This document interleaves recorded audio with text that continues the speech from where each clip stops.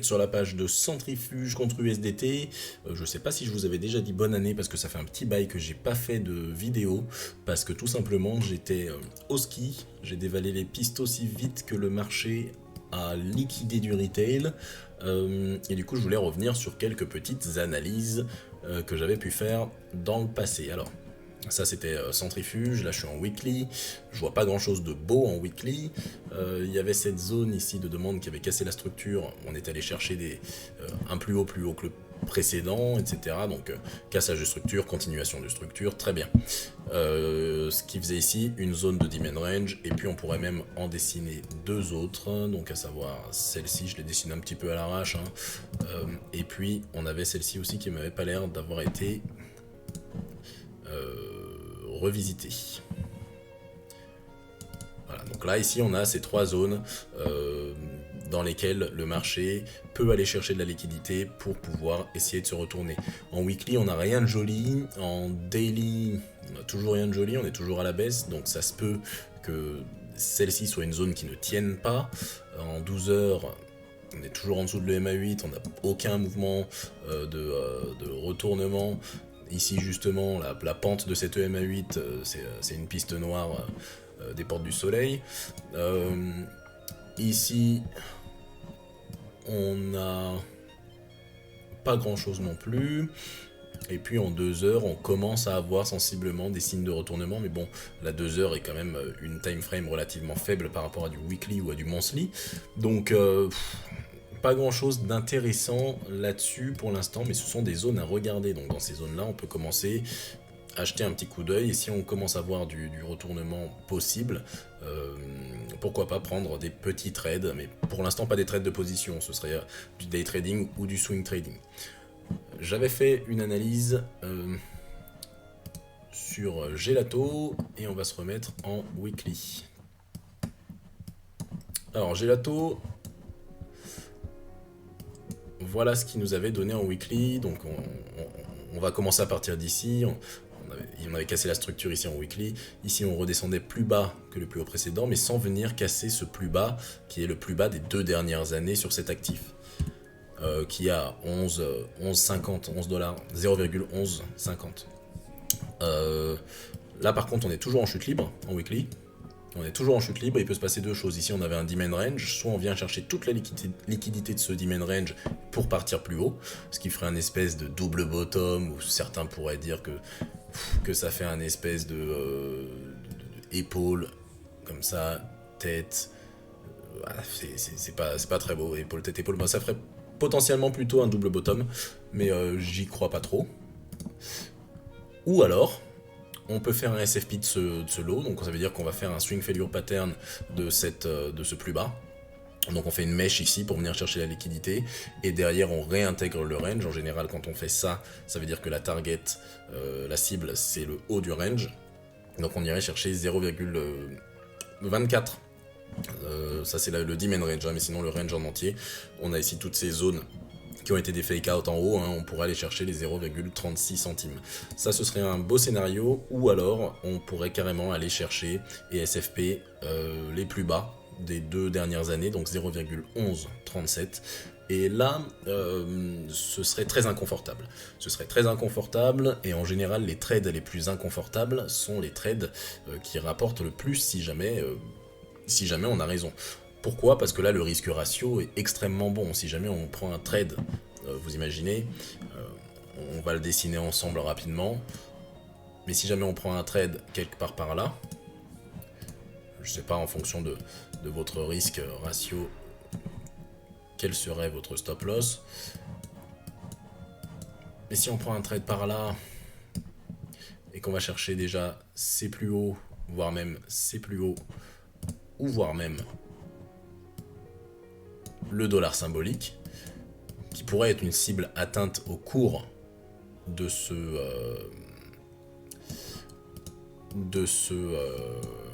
bull market, et bah ce serait très intéressant, hein, si on a plusieurs entrées ici dans cette zone avec une perte potentielle relativement faible et un trade qui pourrait nous emmener jusqu'au 1 dollar sur Gelato, hein, là je parle de trade de position, et ben le risque ratio est très bon. Mais bon, parlons pas de trade de position pour l'instant, parce que c'est pas du tout l'idée. Donc je disais que si on arrive sur les 11,37, ce serait inconfortable. Pourquoi? Parce qu'il faudrait qu'on ait ici soit un SFP des plus bas précédents, soit des signes de retournement, mais des signes de retournement puissants. Je suis pas sûr qu'il y ait assez de volume sur cet actif pour pouvoir tirer un VRVP. On va jeter un coup d'œil quand même. Si, voilà. Donc là, on est dans une zone qui a été extrêmement tradée. Je suis en weekly, je vais prendre à partir de là, histoire que ce soit pas trop faussé. On a le point of control ici, que vous pouvez voir ici. Hein. Donc là, on est dans la zone, hein, on est dans le value area range, hein, donc dans la zone de value area. Value area low, c'est tout simplement le plus bas à 11,45. Donc ce qui serait magnifique en fait, ce serait justement d'aller faire un SFP de cette zone, donc faire peur à tout le monde en descendant par exemple, voire même à 9 centimes. 9 centimes, sauf que ce serait juste une mèche qui viendrait chercher toute la liquidité et on reviendrait fermer au-dessus. Dans ces cas-là, la target, c'est même plus le haut du demand range, c'est même plus le haut c'est même plus ce plus haut qui avait été en fait créé lorsqu'on a cassé la structure à la hausse et qu'on a fait un change of character ici. Ce serait carrément le haut de la value area. Donc on irait chercher 0,58 centimes si jamais ce genre de pattern se produit. Alors une chose qui peut être intéressante pour l'instant, c'est qu'en weekly, on n'a toujours cette divergence. Hein. Ici on avait un plus bas, ici on a eu un plus bas, mais plus haut que celui-ci, avec un market cipher qui avait tendance à avoir ici un espèce de bottom et qui commençait à montrer des signes de retournement. En 3 jours, eh bien c'est pareil. En 3 jours c'est pareil, on pourrait même faire de la double divergence, c'est-à-dire que là on pourrait avoir un plus bas, et ici on pourrait avoir un plus bas. Ce qui serait vraiment génial, hein, ce serait d'avoir quelque chose qui vient nous vraiment faire peur à tous les investisseurs ici, récupérer de la liquidité, et en plus créer une divergence haussière sur le market cipher en 3 jours. Ça, ce serait très très beau. Ça ferait très très peur. Mais bon, les trades les plus inconfortables sont ceux qui, en général, font gagner le plus d'argent. Donc moi, je ne vais pas donner de conseils, mais si je devais prendre un trade de position, je le placerais ici. Légèrement en dessous de ce plus bas, en ordre limite, pour que on vienne chercher mon ordre, que je paye en plus moins de frais, hein, et que j'aille chercher derrière les 0,58 centimes.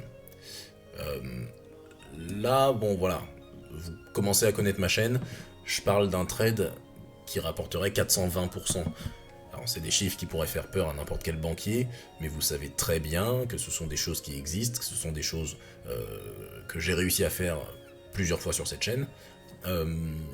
Donc voilà, ce sont des possibilités, et le risque ratio serait relativement bon, puisque si jamais on se fait complètement trouer au sud, et qu'on a vraiment des fermetures qui nous prouvent que là le marché ne va pas repartir dans le bon sens, et bien dans ces cas-là, peut-être qu'on perdrait, je sais pas, 10%, maximum, vraiment.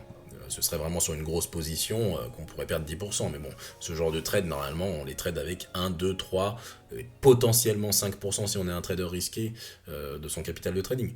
Donc on pourrait risquer 5% en affinant notre entrée pour aller chercher potentiellement 420% si on ne touche à rien, et en général je considère la moitié, donc 210%, si on prend des TP partiels pendant toute la montée. Donc c'est quand même quelque chose qui peut être extrêmement rentable. Et en plus, au niveau temporel, tout le monde commence à douter qu'il y ait une alt season, etc. Donc c'est le meilleur moment. On est dans une phase où les gens ont peur qu'il n'y ait pas d'alt season, puisque beaucoup de gens étaient exposés sur des altcoins plutôt que sur BTC. Ça a été mon cas aussi, hein, j'ai énormément d'Ethereum. Et du coup, je suis plus exposé altcoin que BTC. Tout simplement. Et comme beaucoup de monde, j'attends la rotation de BTC vers Ethereum. Et je pense qu'elle va pas arriver tout de suite. Quand je dis pas tout de suite, hein, c'est pas dans les 2 jours, quoi. C'est-à-dire que là, pour l'instant, en 3 days, donc en 3 jours, on est complètement haussier, enfin on est aussi de toute façon sur toutes les time frames au niveau de la dominance de BTC, et moi je pense que ce qu'on peut faire, c'est aller faire un SFP justement de ce haut. Alors, on parle pas de la même chose, parce que là c'est de la dominance, donc il n'y a pas vraiment de liquidité, on peut pas faire d'analyse de liquidité, mais la charte se lit exactement de la même manière, et je pense que ce qu'on pourrait faire, c'est que BTC continue de pousser encore, en ce début d'année, en gardant de la dominance. Ça ne voudrait pas forcément dire que les altcoins vont prendre cher, parce que si BTC pousse très fort en termes de prix et de valeur, il va emmener tout le marché avec lui, sauf qu'il gardera de la dominance. Donc, c'est-à-dire que BTC montera beaucoup plus que nos altcoins préférés. Et lorsqu'on arrive sur ces 61% de dominance de BTC, c'est là qu'il faudrait voir si on a des mouvements ou des signes baissiers au niveau de cette dominance. Et je pense que ça va se passer d'ici 5 à 6 semaines. Et si c'est le cas, ce serait potentiellement, enfin, le début de ce qu'on appelle l'alt season. Et derrière, on pourrait avoir quelque chose qui pourrait ressembler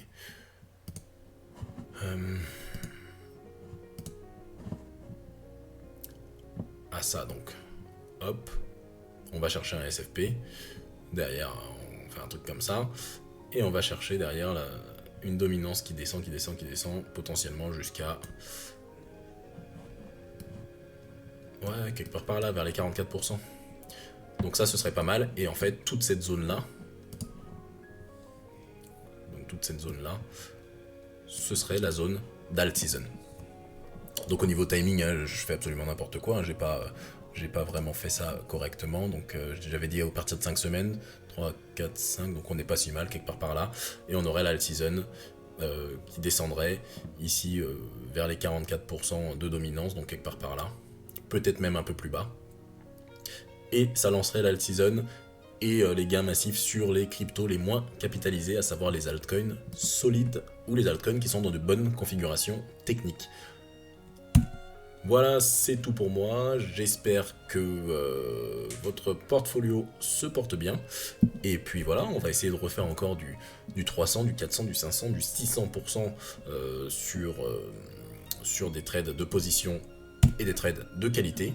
C'était le Markitect. N'oubliez pas que si vous faites ce que tout le monde fait, vous arriverez là où tout le monde est. Allez, ciao!